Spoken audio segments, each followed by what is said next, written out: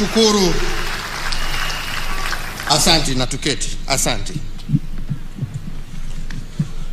Your Excellency, President Lazarus Chakwera, President of the Republic of Malawi, Your Excellency Monica Chakwera, First Lady of the Republic of Malawi, let me once again thank you, Your Excellency, for taking time, accepting our invitation, and joining us on this Mashujaa Day.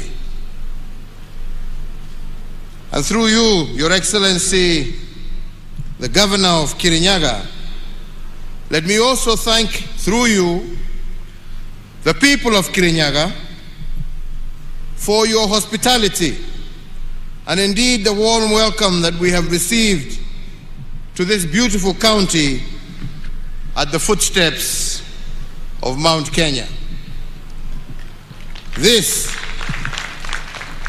is the 10th time that we are celebrating our nationhood, identity and diversity away from our capital city of Nairobi. We have previously marked national days in other countries.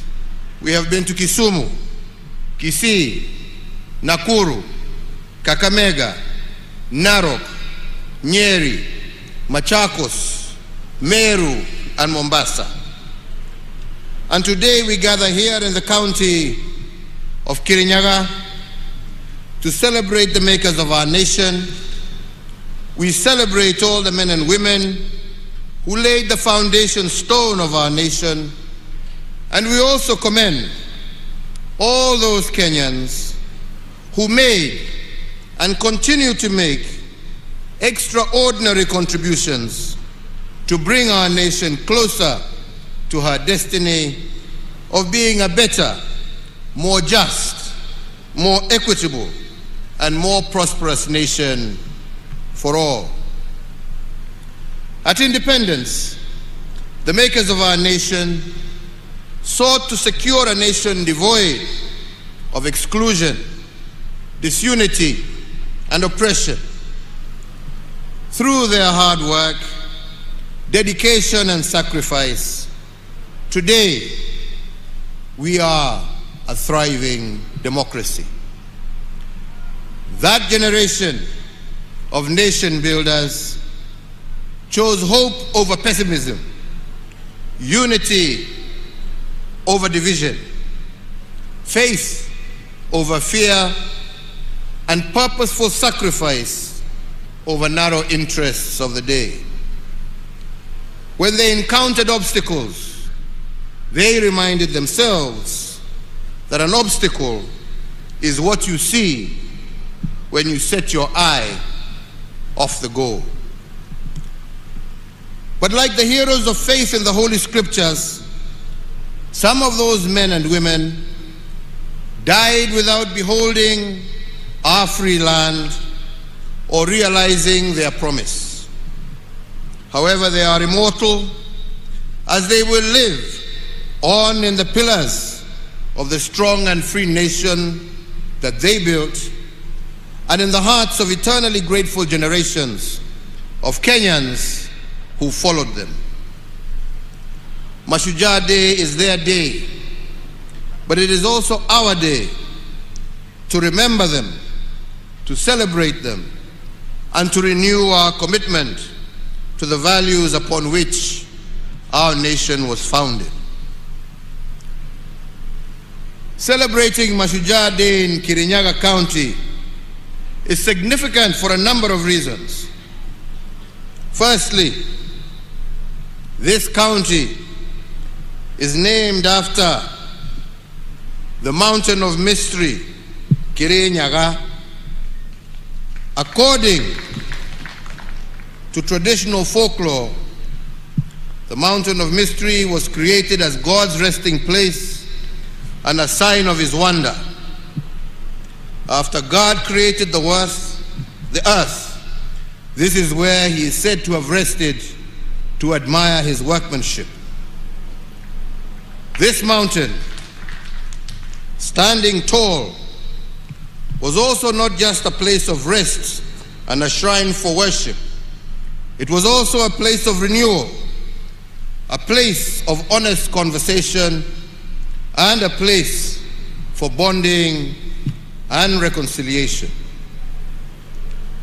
We can also note that celebrating Mashujaa Day in Kirinyaga County has a second historical significance, since this county bears the name of this great mountain, and so too our nation.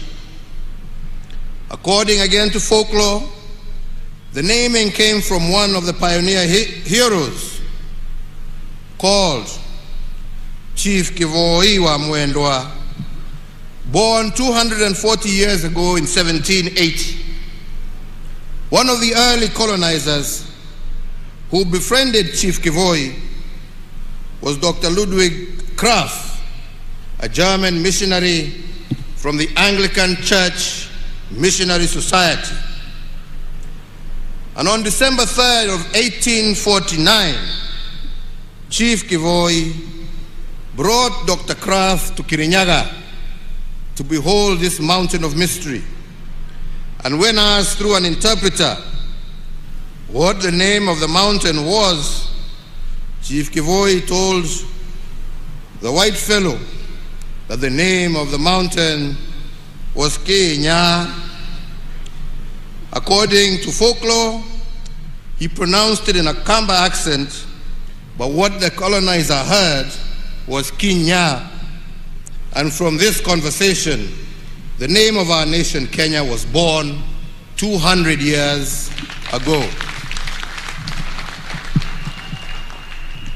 Kirinyaga County is therefore at the heart of a very rich heritage as a nation. The development of the then Kirinyaga district, created out of the western part of Embu district in 1963, has closely mirrored that of the wider country, culminating with the advent of devolution.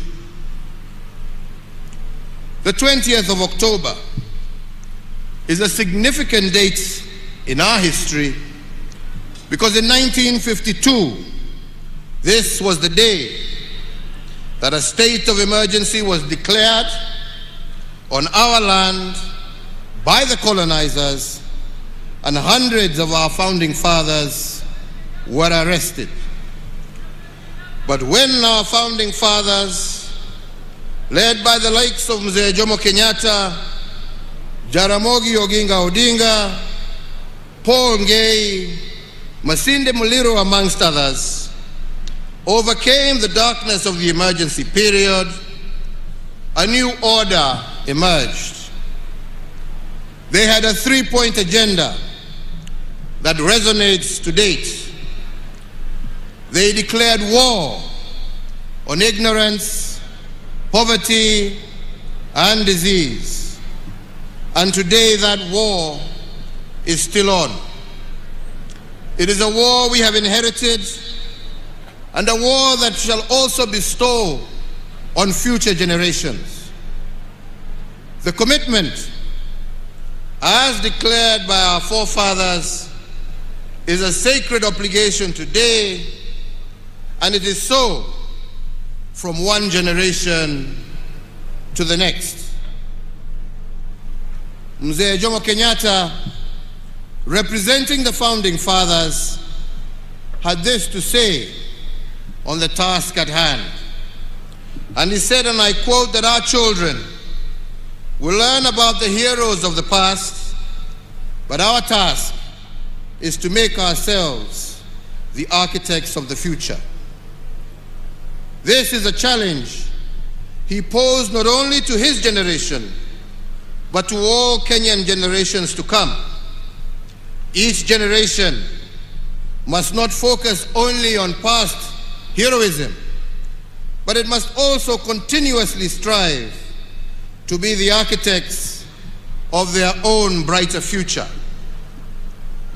For us to become architects of the future, we must begin by protecting what was left behind to us by the heroes who liberated this country, and in particular, we were charged with a great responsibility of taking care of our territorial integrity.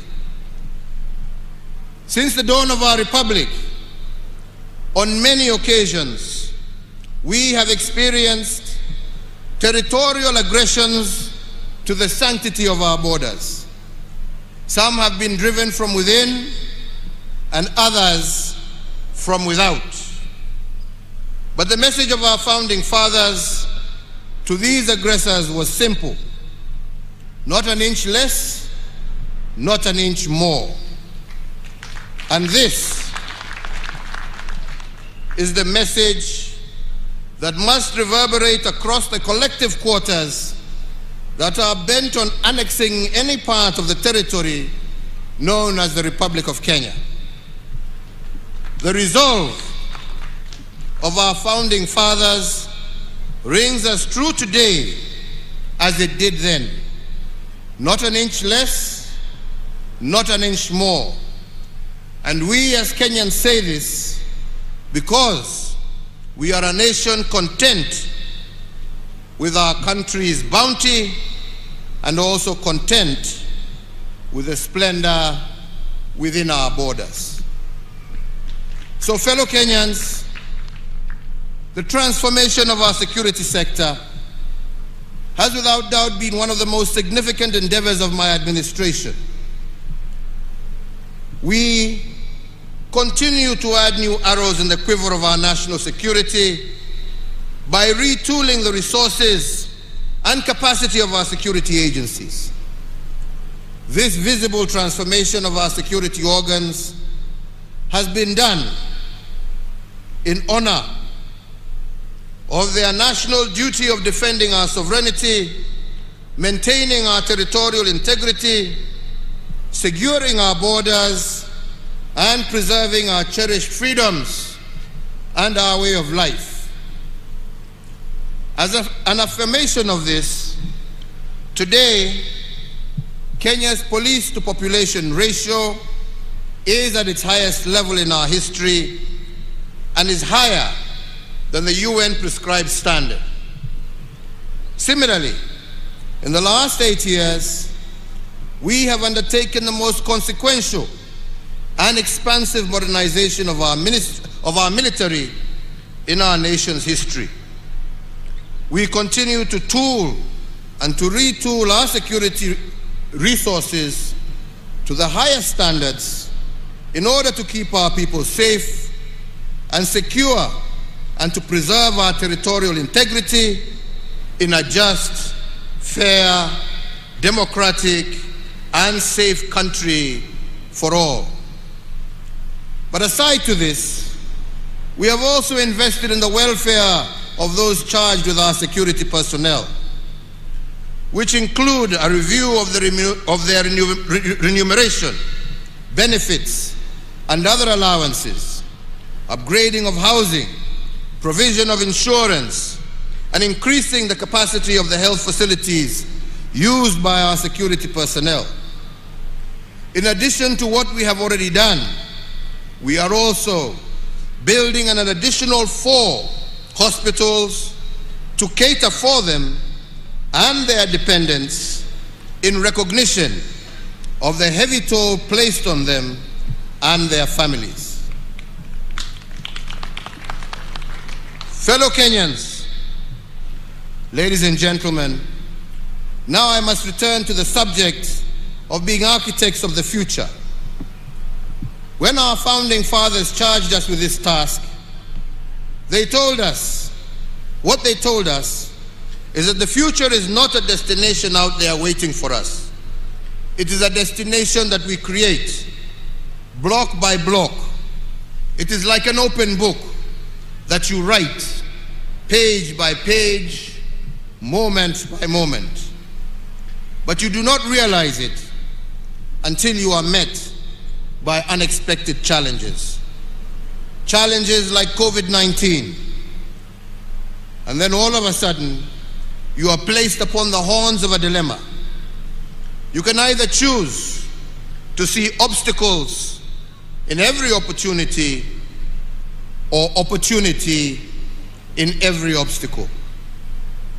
This, fellow Kenyans, is the foundation of any successful nation state. It is about choices. Yet, it is in moments like this that the true character of a nation and a people is revealed.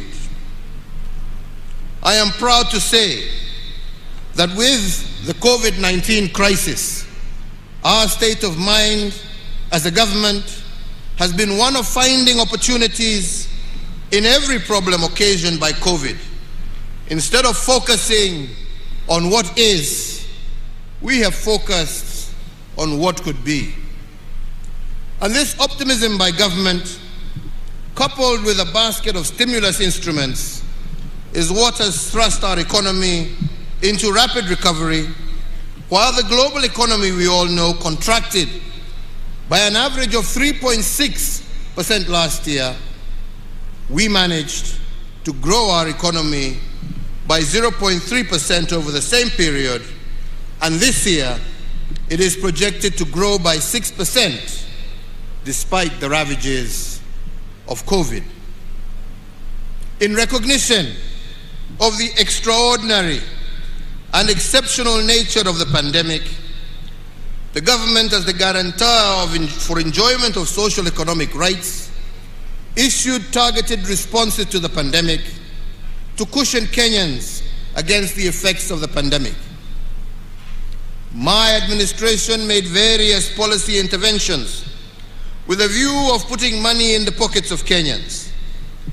This included various tax reliefs, an 8-point stimulus program of some Kenya shillings 56.8 billion, and Kazi Mtaani to cushion our youth from COVID-related unemployment and other vulnerabilities. Today, this economic rebound is also reflected in the strong revenue performance, as at the end of September 2021, with the ordinary revenue of our country having increased by some 26.8%. There are many indicators which demonstrate how we took advantage of the opportunities and the problems presented to us by COVID-19. And we shall be elaborating further during our scheduled State of the Nation address in Parliament. But just to name a few examples. For instance, the management of the Kenya Meat Commission was replaced during the thick fog of COVID-19. The Department of Defense took 1 year to refurbish the commission and reopened it in April of this year. I am happy to note that in the 6 months, KMC got out of debt and increased the number of head of cattle processed a day from 8 to 185, 23 times what the old KMC used to process. Today, KMC is paying farmers within 72 hours for livestock delivered at a rate of Kenya shillings 185 per kilo for cattle. In fact, the previous commission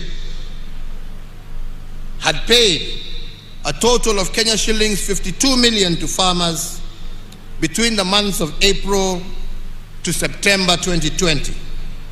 By comparison, the new management of KMC that reopened the plant in April of 2021 has to date, in those short period, paid out a total of Kenya shillings 643 million, representing an increment of over 1,200%.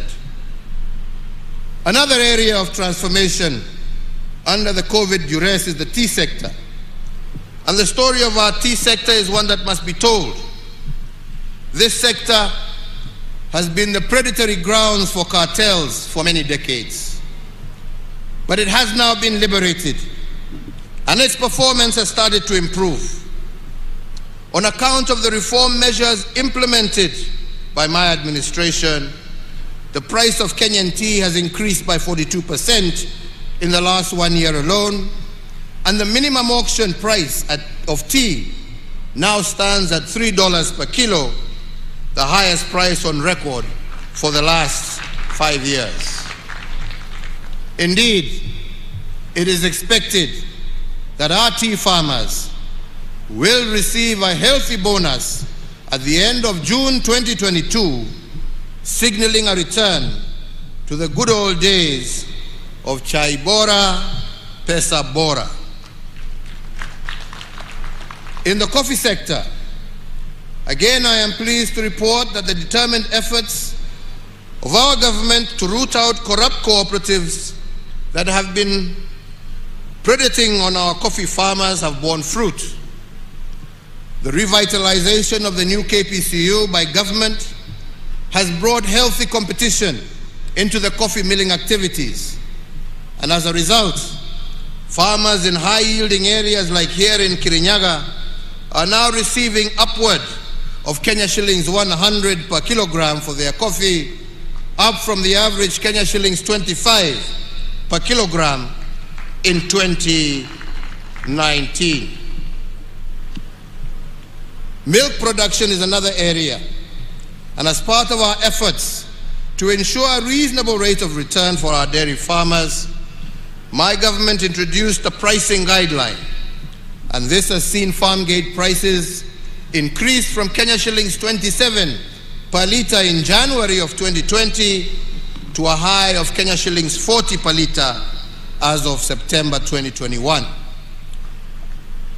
On rice, I did, when I visited Kirinyaga last, direct that the Kenya National Trading Corporation purchase all the rice, not only from Ware, but also from Kano Plains, for onward selling to our disciplined forces, prison services, as well as to our boarding schools. And I am pleased to confirm that last year, out of 6 rice cooperatives nationally, Mwea Rice Growers Cooperative sold the most bags of rice to government. And in fact, for every 10 bags sold to government, Kirinyaga farmers sold 7. And out of this, they realized a total revenue of over 1 billion Kenya shillings. And in order to promote our rice farmers, I did direct the Ministry of Agriculture to secure the continued purchase of the upcoming crop so that we can maintain and continue this transformation. But ladies and gentlemen, it is the transformation of our health sector that is probably the most phenomenal testimonies of how we transformed COVID obstacles into opportunities that expanded our health facilities. In Nairobi alone, we have constructed over the period and operationalized 15 level 2 and 3 hospitals in various informal settlements through the Nairobi Metropolitan Service, and there are another 15 currently under construction. One of the unintended benefits of the pandemic is that we have increased, as a country, our ICU capacity by an impressive 502%, from 180 to 651 ICU-ready beds across the country. And similarly, our total hospital bed capacity as a country has increased by 47%, from 56,069 in the year 2013 to the current figure of 82,291 hospital beds spread throughout the country. During the COVID-19 pandemic, we have improved our oxygen generation capacity in all our public health facilities, from 3 million liters per day in March of 2020 to 32 million liters per day in October of 2021.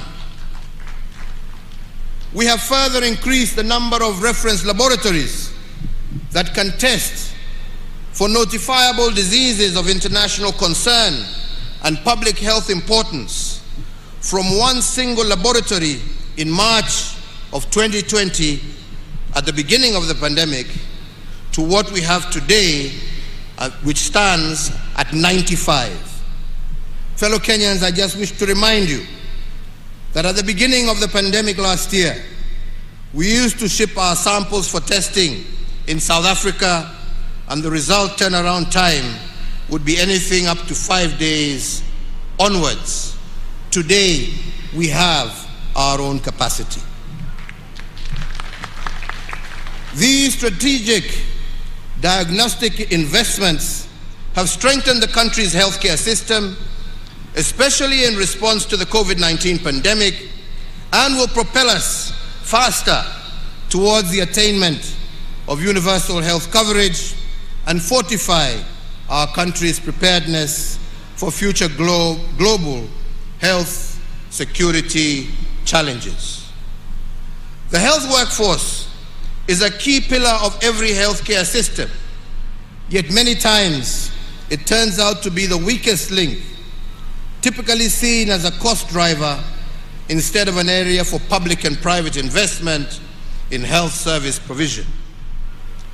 In a bid to bridge the gap in human resources for health, the government has progressively recruited an additional 36,900 healthcare workers in the last 9 years, bringing total public health workforce to what it is today, 75,000 health workers. The mid-level healthcare worker plays a critical part and role in the health service delivery throughout all levels of care, specifically at the primary care level. And to this extent, we have expanded the capacity of our medical training colleges to train this critical mass of health experts from 28 KMTC campuses in 2013 to the current 71 campuses spread across 44 of our 47 counties. My administration has also put in place a comprehensive nationwide program to upgrade selected hospitals in all the 47 counties through provision of specialized modern state-of-the-art medical, diagnostic, and critical care equipment. Through the Managed Equipment Services project, whose objective was to improve access to quality specialized healthcare services throughout our country. Under this project, we have identified and equipped 115 hospitals with various theater equipment, 101 hospitals with various radiological and imaging equipment, 14 facilities with ICU equipment, and 54 facilities installed and commissioned renal equipment for dialysis. Through this massive investment, 628,000 people have benefited from theater services. 587,000 people have benefited from dialysis out of the 577 dialysis machines installed, and 23,574 people have benefited from ICU services, and over 5.7 million Kenyans have been served using the 22 MRI machines, the 214 X-ray machines, the 83 CT scanners, and the 229 ultrasound equipment that we have installed in various hospitals. All these sum investments have so far benefited over 6 million patients and saved our country an equivalent of 131 billion shillings. Ladies and gentlemen, just the other day, I opened the integrated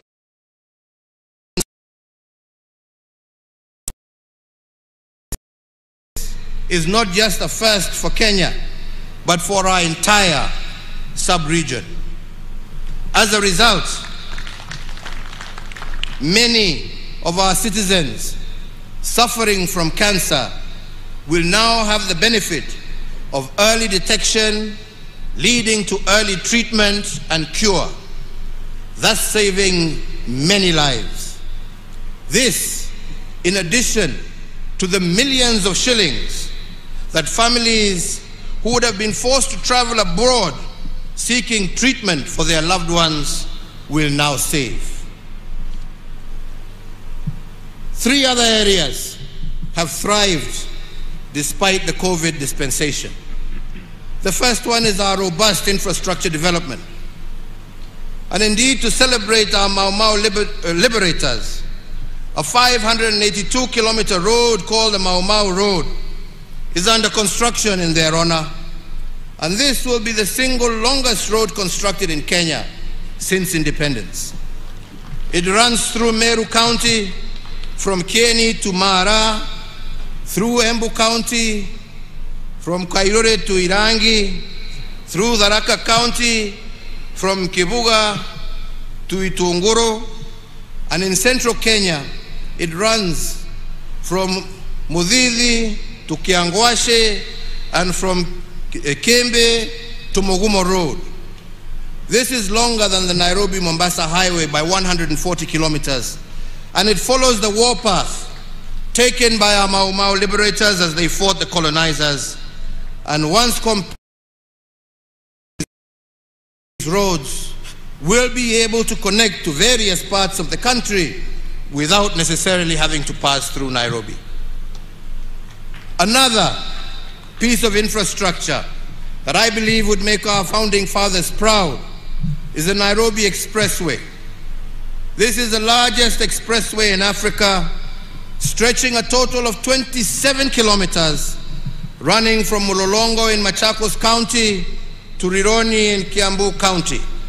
And from Rironi, plans are underway for another dual carriage that will soon be launched, that shall run all the way to Mau Summit, traversing the Rift Valley. In total, we have had 7,991 kilometers of new tarmac road, with an additional 4,800 kilometers currently under construction.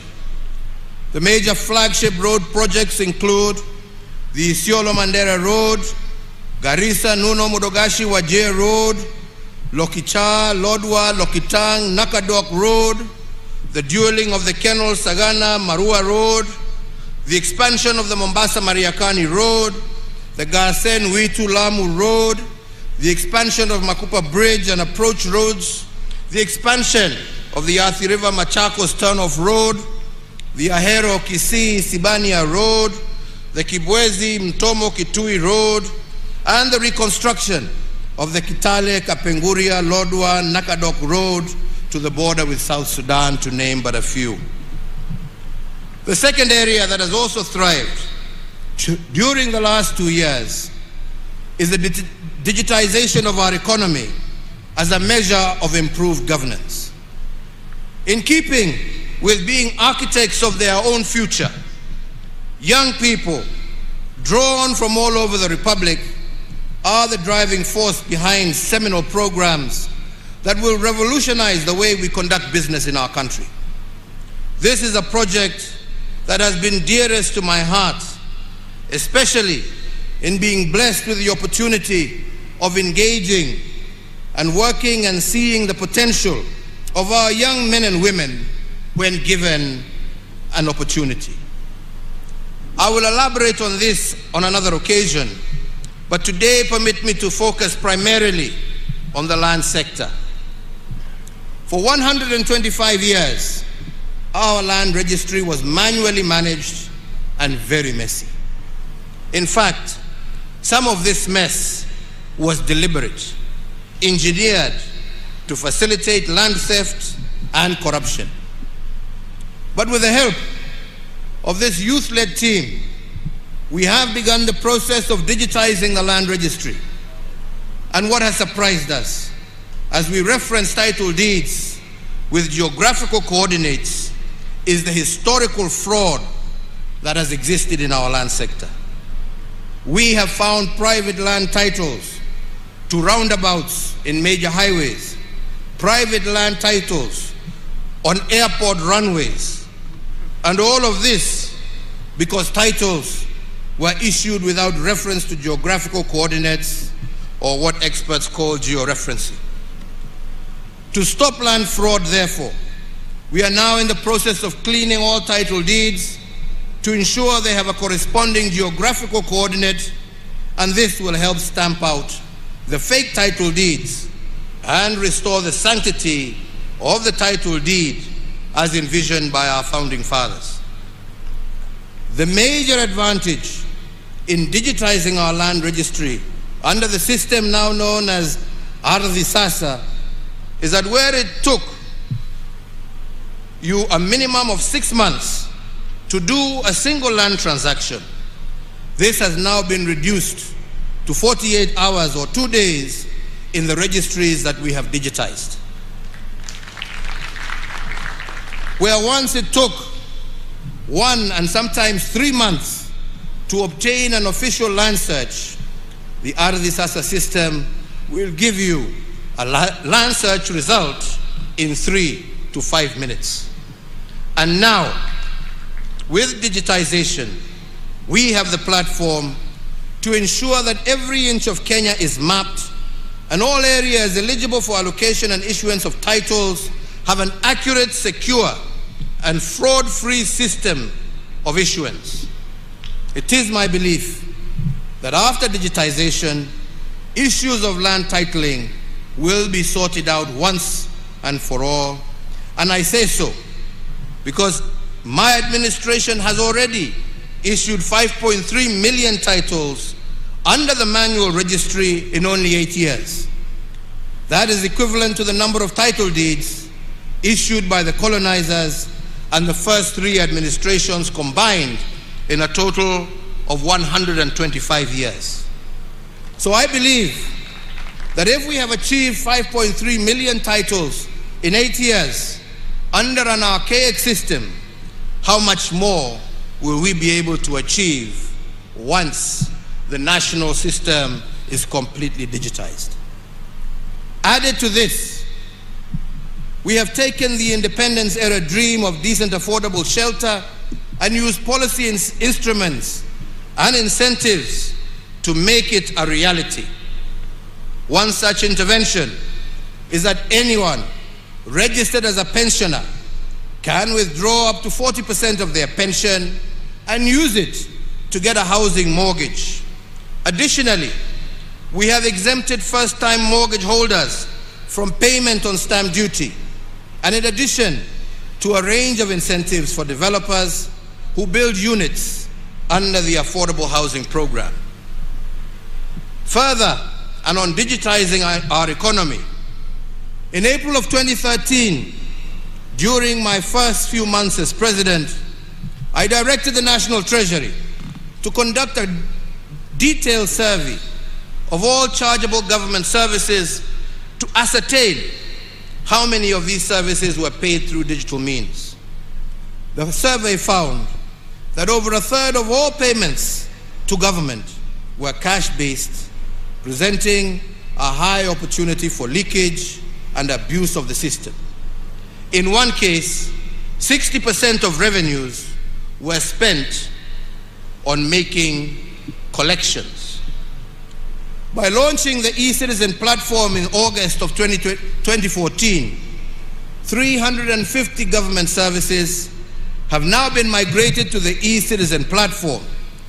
And in the 7 years since its inception, the e-Citizen has served a total of 27.2 million unique customers and collected over Kenya shillings 87.1 billion in revenues. Fellow Kenyans, our forefathers' quest for a just and fair nation for all will only be truly realized when we have every single service delivered through a transparent and accountable channel. Therefore, digitization is an important part of our endeavor to improve delivery of government services.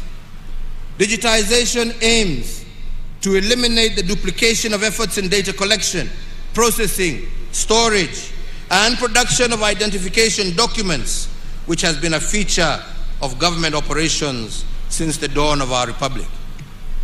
Our policy interventions will also enhance the security of the current ID card through the implementation of a microchip electronic identity card that mitigates against emerging security threats such as identity theft, fraud in financial transactions, and the creation of false identities that are utilized in terrorism and other major crimes.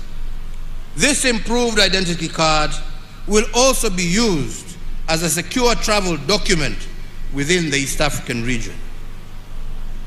To those of you, my friends, who are used to analog systems in order to facilitate corruption, I tell you that the end is nigh, notwithstanding how many court orders you procure, hii itafika mwisho. To all Kenyans, for us to achieve most of these things under the COVID restrictions, I want to thank you. Without your civic responsibility, innovation, and resilience, none of this would have been made possible. From very early in the COVID crisis, I appeal to you to be your brother's keeper and to exercise restraint as we navigate through this unfamiliar enemy.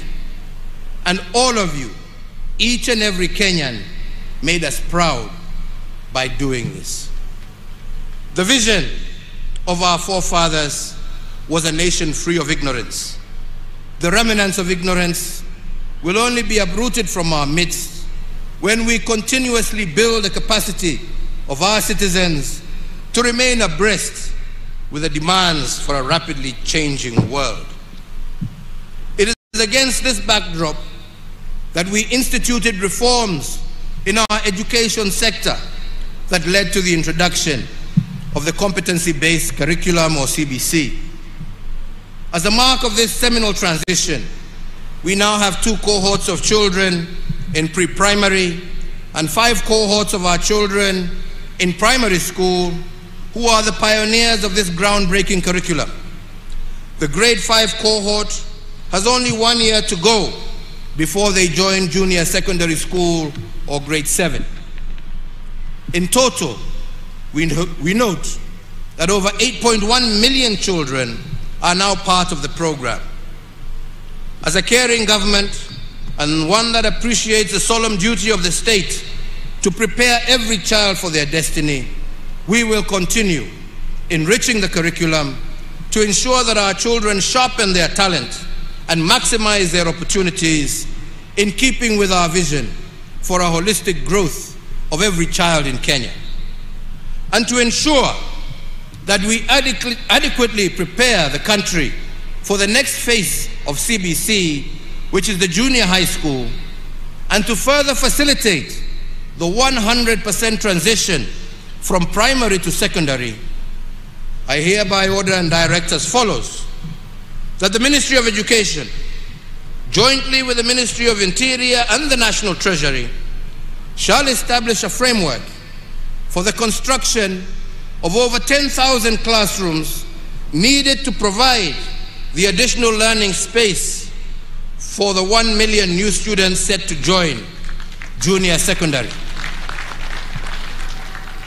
That the National Treasury engages Parliament to appropriate 8 billion shillings towards the construction of classrooms, and that the construction of these classrooms be undertaken by local contractors within the vicinity of each school so as to provide further stimulus to local economy, and that the payments for the construction of the said classrooms be remitted directly to the contractors in their respective sub-counties. This initiative will tap into the skilled manpower within the counties, empowering locals with enhanced economic opportunity. And fellow Kenyans, to address the gap of the remaining 10,000 classrooms across the country, I call upon all members of the National Assembly to stand together in solidarity with our children by prioritizing allocation of the CDF towards school infrastructure. The timely program provides additional momentum to my administration's prioritization that no child is left behind in the transition from primary to secondary school. Ladies and gentlemen, as we continue to build back better, we are witnessing recovery in the economy, with its rebound being attested by all leading economic indicators. They all point to a stronger economic recovery beginning in the present year. This rebound is a result of the gradual reopening of our economy, especially the service sector, coupled with stronger global demand. This recovery is reflected, as I said earlier, in the strong revenue performance for the quarter ending September 2021, which saw our ordinary revenue increase by 25.8% and amounted to Kenya shillings 441.8 billion, amounting to a collection of Kenya shillings 17 billion above the target that had been set. The first and second stimulus packages were designed by my government to ensure that our economy would endure the shocks occasioned by the lockdown measures implemented in the early stages of the COVID-19 pandemic. With significant progress registered in the containment of COVID-19, I believe it is now time to shift our focus from survival to coexisting with the disease. And in that regard, my administration will be rolling out the third financial stimulus program designed to accelerate the pace of our economic growth and to sustain the gains that we have already made.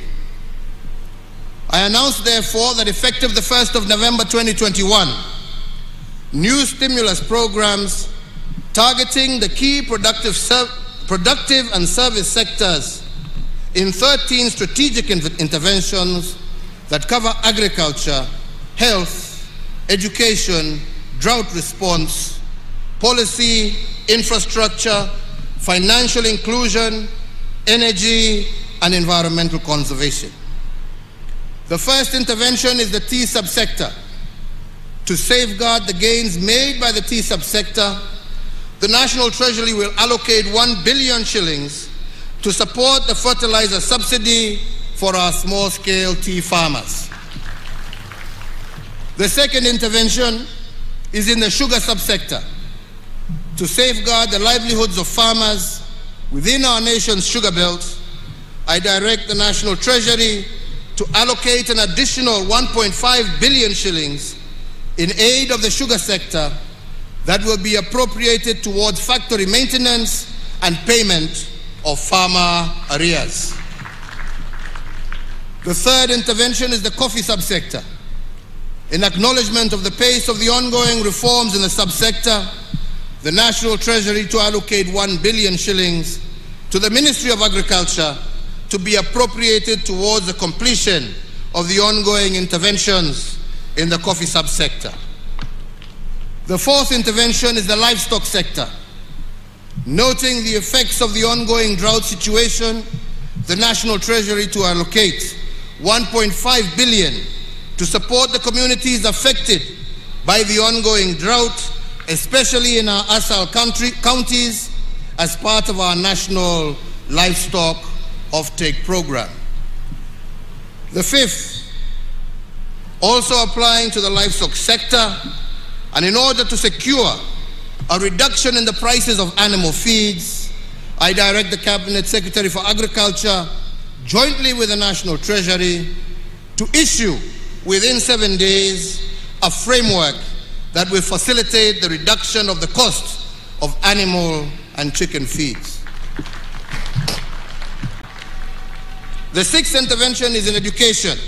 As I have said earlier, and noting the success of our administration's policy on 100% transition from primary to secondary education, Kenya shillings 8 billion to the Ministry of Education for the CBC Infrastructure Expansion Program.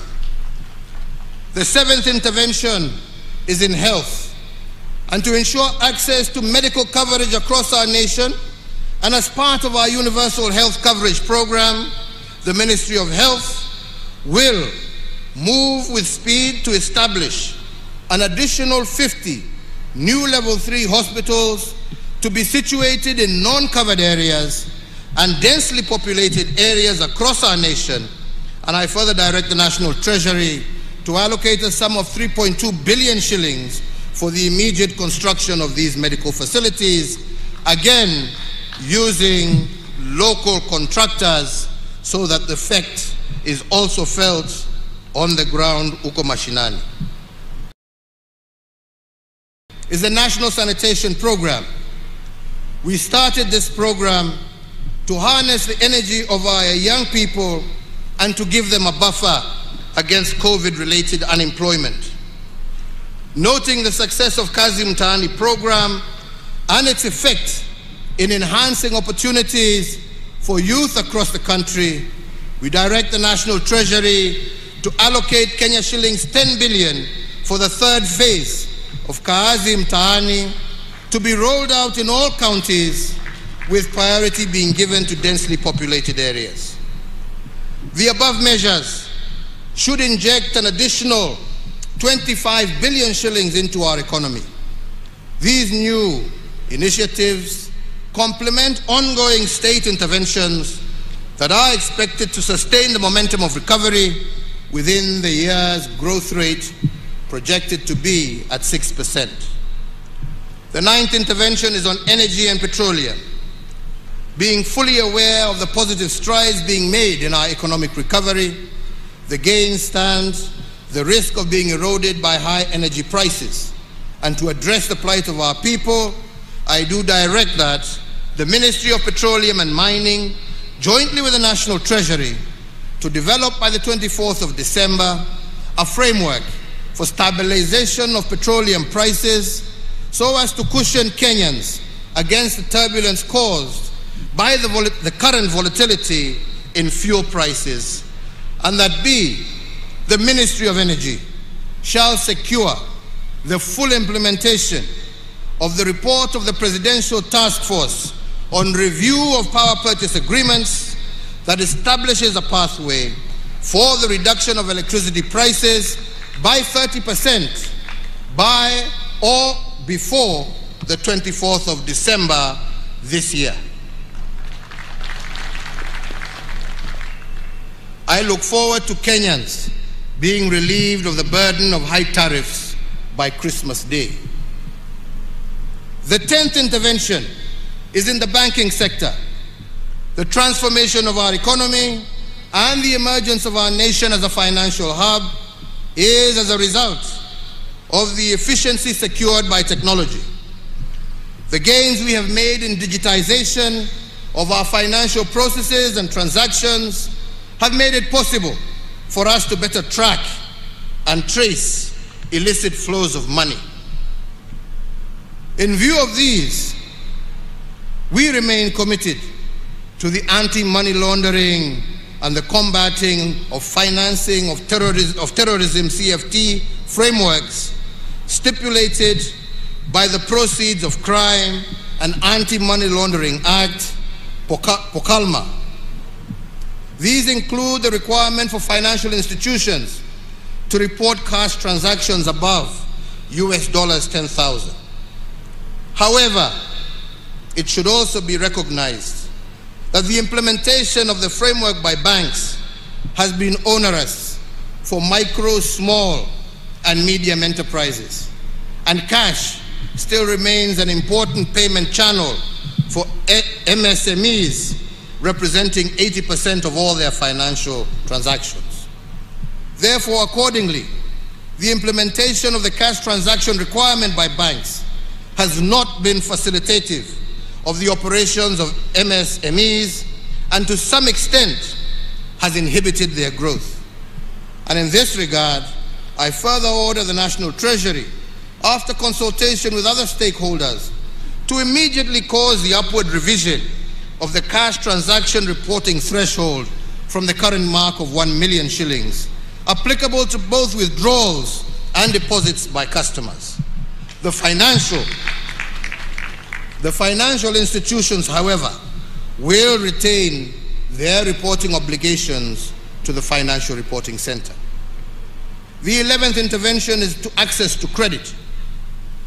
Over the last decade, we have developed a robust credit information sharing mechanism for the banking sector, which enables Kenyans develop a credit history to enable them access to cheaper credit.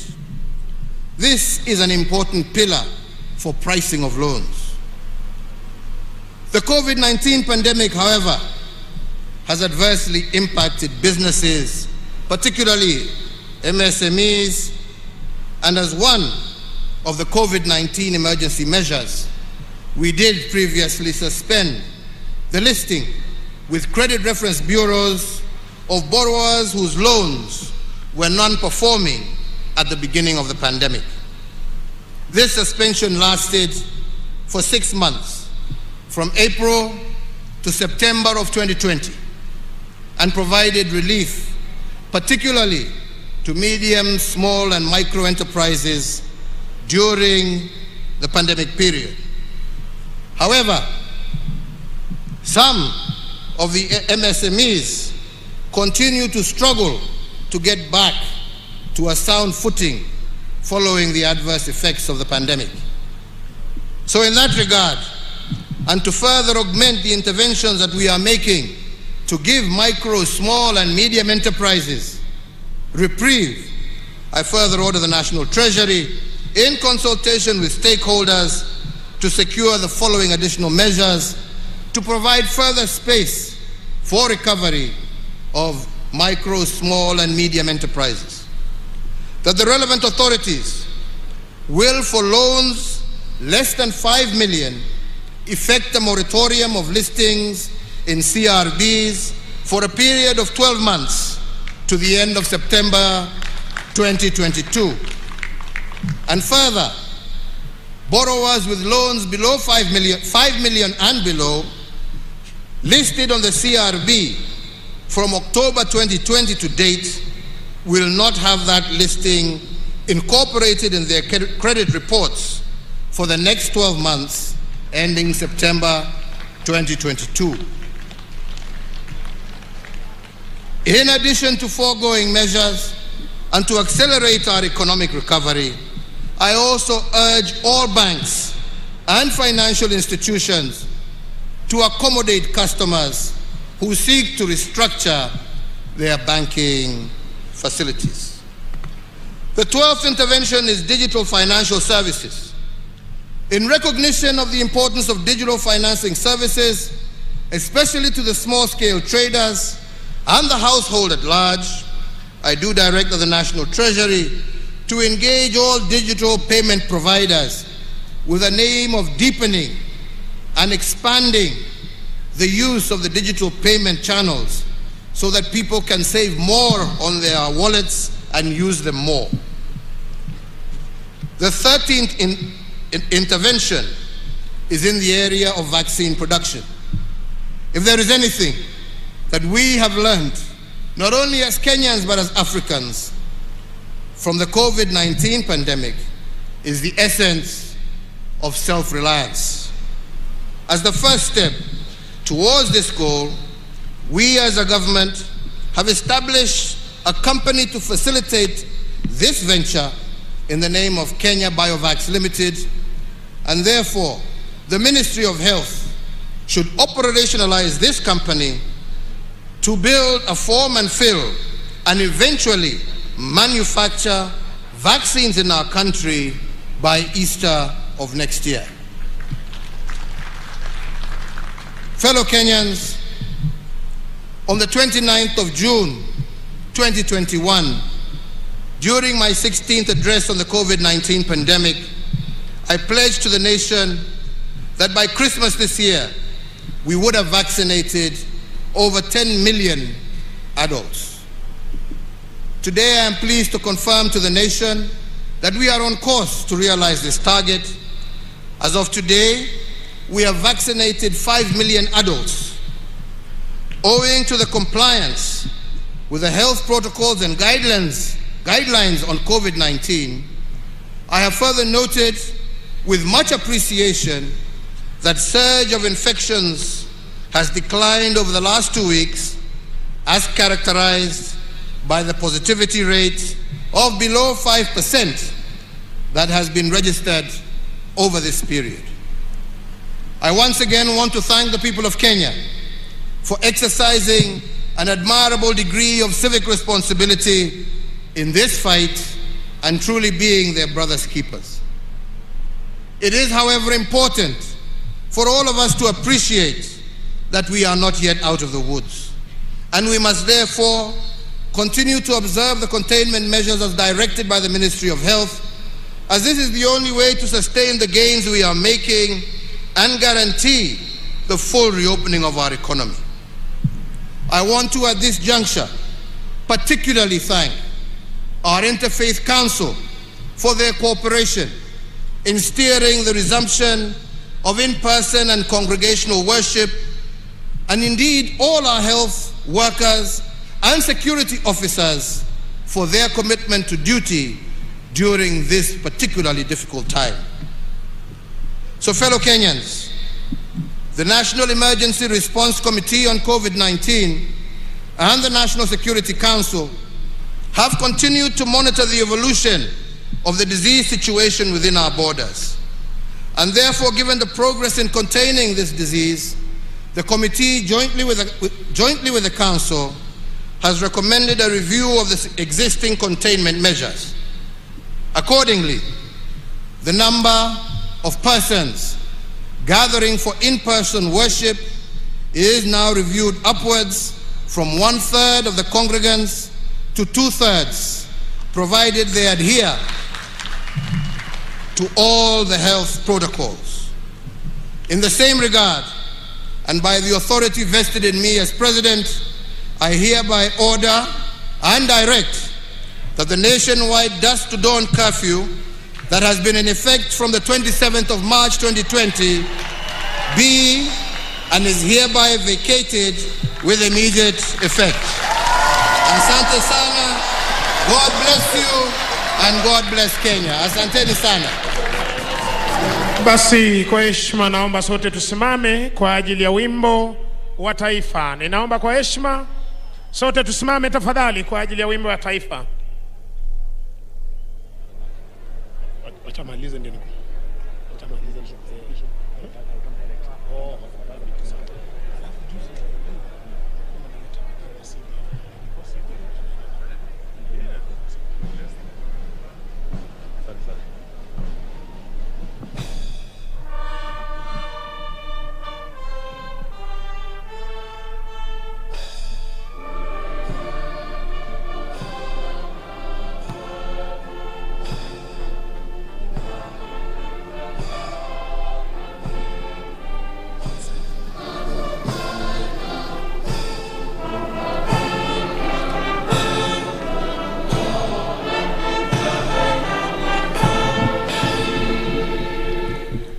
Asanteni sana.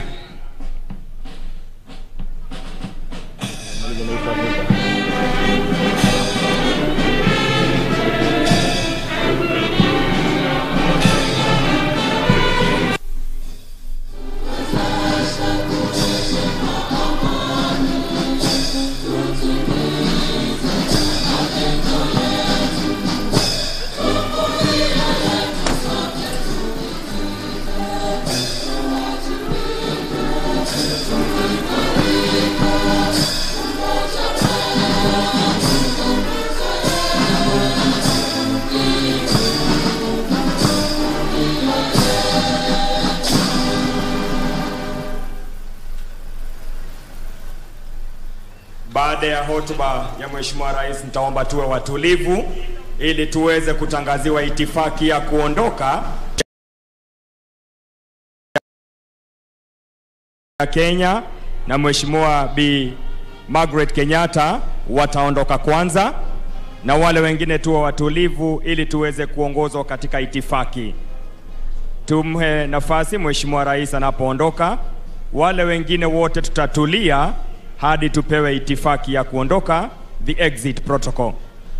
Anaondoka sasa Mheshimiwa Uhuru Kenyatta na Mheshimiwa Bi Margaret Kenyatta. Wale wengine tuwe watulivu tafadhali. Tutulie ili tuweze kuongozwa.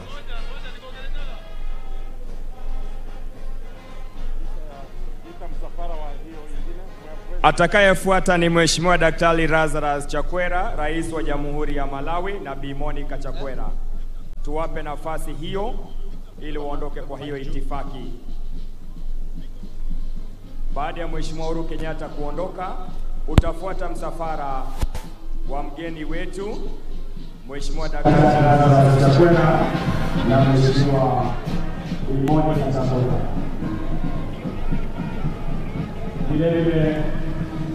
Kilele cha maadhimisho ya Mashujaa, Rais Uhuru Kenyatta akitoa curfew ambayo imewekwa na serikali kutoka wakati ambapo corona ilipoanza, na hivi sasa ni rasmi kwamba hamna curfew tena. Hii ni mojawapo ya ambayo Rais Uhuru Kenyatta ametangaza kama njia za kurudisha Kenya katika hali bora ya kiuchumi. Victor, this has been quite an interesting day. Absolutely, and I think that's what many Kenyans were waiting for. President Uhuru Kenyatta says that by powers vested on him as the President of the Republic of Kenya, that the curfew that has been in place since last year has now been lifted, and every Kenyan now is free to move at any given time. But I think it is also important to note that this is his last day Mashujaa Day celebration as the head of state.